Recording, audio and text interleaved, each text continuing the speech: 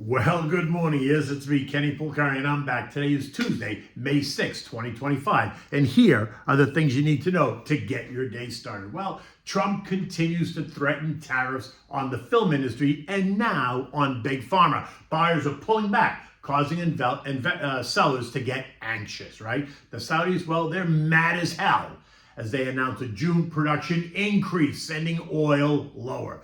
Bonds declined, yields rose, gold making another run for it as the anxiety rises. The Fed now goes into lockdown mode as they begin their two-day meeting. Tomorrow we'll hear at 2 o'clock. And what do we have at dinner tonight? We're going to have the chicken piccata. Simple and yet so good. So, look, stocks fell yesterday. That should be no surprise. This after Trump once again made new tariff headlines. Remember, I keep reminding you that the market is going to try to digest all the recent action. It's going to try to repair all the damage suffered since Liberation Day. But right now, it's going to be driven by any of the comments that come out of the White House surrounding any new tariff stance. And yesterday, well, guess what? That was no different. On Sunday evening, Donnie announced 100% tariffs on the film industry. And that was just another negative headline that investors had to deal with, creating more angst. As the day wore on, he pulled back a little bit, saying that he was going to now meet with members of the film industry first and that no final decisions had been made. Yet, the damage was done, and this was nothing more than just another announcement that caused significant confusion amongst investors. This, on top of the ongoing drama around all the other tariff negotiations that are going on, and this is all the markets needed was more uncertainty. And uncertainty translates into volatility and weakness as global investors try to figure it all out. And the volatility will continue to rise if that stays the same. Now, Scotty Besson, right, Treasury Secretary, speaking at the Milken Conference in California, did try to clean it up a bit by trying to shift the conversation away from just tariffs to the larger story, emphasizing the tariffs and tax cuts and deregulation as interconnected components of an America First policy designed to drive long-term investment in the U.S., saying, and I quote, "Tariffs are engineered to encourage companies like yours to invest directly into the United States. He wants you to hire your workers here, build your factories here, make your products here, all for a stronger U.S. economy." He made sure to highlight the goal of the U.S. Wants to be the premier destination for global capital. Besson also tried to soften the blow by promising a favorable tax and regulatory environment, aiming to reduce the federal deficit by about 1% annually to reach the long-term average of 3.1% of GDP. Currently, we're at 6.2% of GDP. He went on to describe the U.S. economy as unstoppable and anti-fragile, appealing to investors, being the number one cheerleader, saying it has never been a better time to invest in America. His remarks aimed to reassure global investors amid the concerns over Trump's tariff policies failed to send stocks higher as critics continue to question the potential economic risks of these policies if these conversations drag on too long, believing that the longer the uncertainty exists, the greater the hit to the U.S. and really the global economy. And with that, stocks ended the day lower. Yeah, off their lows, but they still ended the day lower. The Dow ended down 100 points, the S&P was down 36, the Nasdaq down 135, the Russell was down 16 points. The transports lost 75 points. The equal weighted lost 26 points, while the Mag 7 index gave back 238 points, almost 1%, by far the biggest loser. On the economic front, the eco data remains strong. The S&P PMI Services Survey and the ISM Services PMI both signaling strength as they came in at 50.8 and 51.6, leaving them both in the expansionary zone. And remember, the U.S. economy is a 75% services economy. So these hard data points are important. Now, prices paid, though, well, it was a little bit higher at 65.1, and that suggests simmering inflation, which is just another data point for the Fed to consider as they begin their two-day FOMC meeting.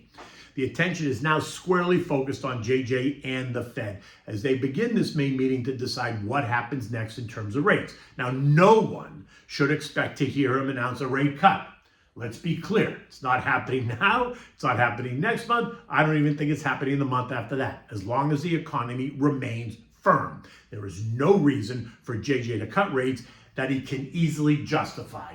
And he can easily justify that decision. Now, the markets are still betting on 2 rate cuts to begin in June.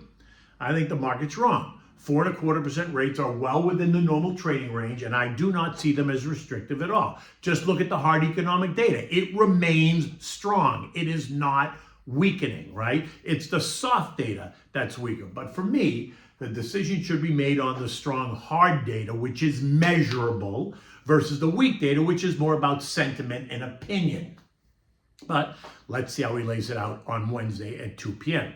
Will he cave? Will he suggest that we can expect a cut the next time? Or will he remain as is, saying that he's concerned about the havoc created by all these tariff conversations, and until he sees a more definitive results, think actual trade deals or outlines of deals, he is going to hold steady. Of the 11 sectors in the S&P, industrials and communications ended the day just slightly higher, while the other 9 sectors ended the day lower. Energy leading the way, down 1.8% on the back of that Saudi news, followed by consumer discretionary, down 1.1%. Basic materials down 0.8%, financials down 0.6%, tech down 0.5%, utilities were off 0.25%, healthcare was off 0.3%, and consumer staples down 0.1%. And then we saw the home builders down 0.7%, retailers were down 0.5%, the value trade down 0.6%, the growth trade down 0.5%, semis down 7%, exploration and production down 1.8%, Big Pharma down 0.5%, and biotech down 1.2%, and the list goes on. The Contra Trades, though, ended the day higher as the VIX, the fear index, gained 4%, causing the SH to gain 0.5%, the DOG to gain up 0.2%, the PSQ up 0.6%, the VIXI gained 2%, while the SPSX, the triple leverage short, added 1.6%. Bonds declined a bit yesterday. The TLT down 0.6%, while the TLH lost 0.4%, leaving the 2-year yield at 3.8% and the 10-year back at 4.34%.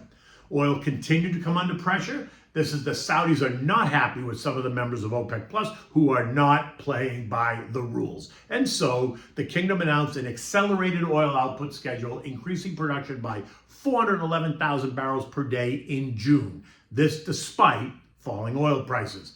Now, the decision was influenced by Saudi Arabia's push to discipline members like Iraq and Kazakhstan for overproducing beyond their quotas. And this caused oil to decline by 1.8% or $1.10 a barrel to end the day at $57.23, leaving us just $2 away from testing the April low of $55, a level that I've been suggesting was going to happen. This morning, we're seeing a bit of a bounce with oil up $1.13 at about $58.36 a barrel, leaving us solidly in that $55-$60 trading range.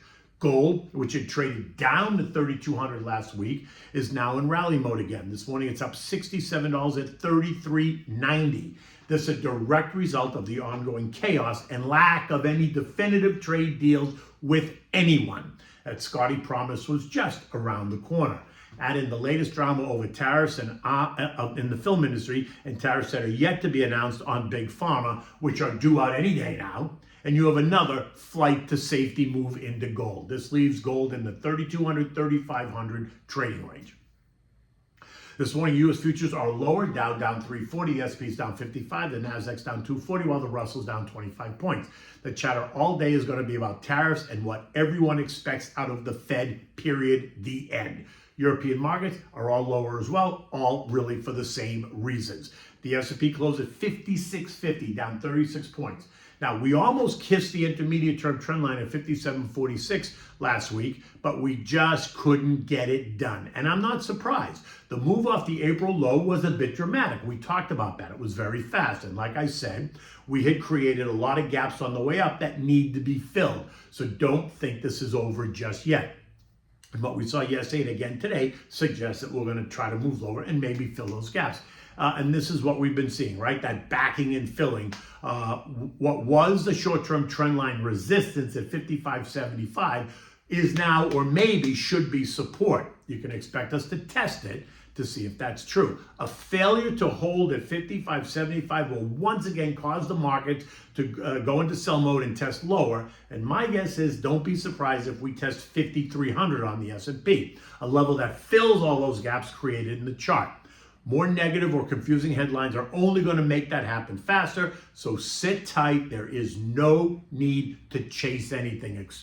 Expect the excitement to continue. So stick to your plan, remain resilient, and remain focused on the long term, because as the long-term investor, that's what you're looking at. Eliminate the short-term noise. Anyway, what do we have for dinner tonight? We're having the chicken piccata. It is delicious. Now for this, you need thin sliced chicken cutlets. You need capers, rinsed. You need 2 large lemons cut into slices. You need fresh parsley minced. You need 4 cloves of garlic. You need, that you're going to slice. You need a cup of flour, chicken stock, a 1/4 cup of dry white wine, butter, olive oil, and salt and pepper.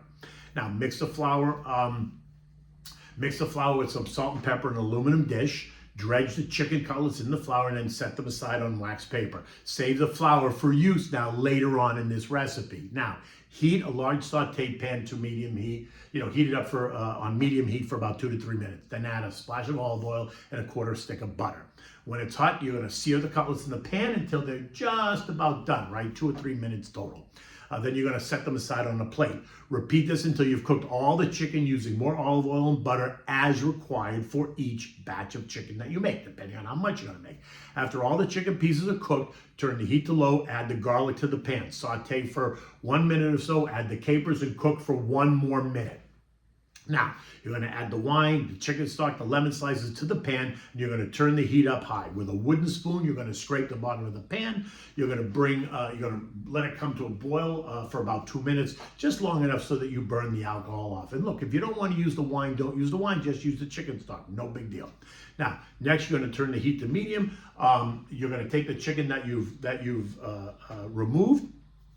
You're going to leave it there. You're going to add a 1/2 stick of butter and let it melt. You're going to add a teaspoon of the flour to the sauce using a whisk. You're going to stir the sauce to emulsify it. You're going to taste it and adjust salt and pepper if you need it. Add a little bit of lemon juice if you want. Now, when you're satisfied that the taste is right, take the chicken, put it back in the pan, and gently coat all the pieces with the sauce that you've just made. Cook it for another 2 to 3 minutes just so that it's all warmed through. Turn the heat off, add the fresh parsley, serve this immediately on warm dishes with roasted potatoes and a large mixed salad. That makes a great dish.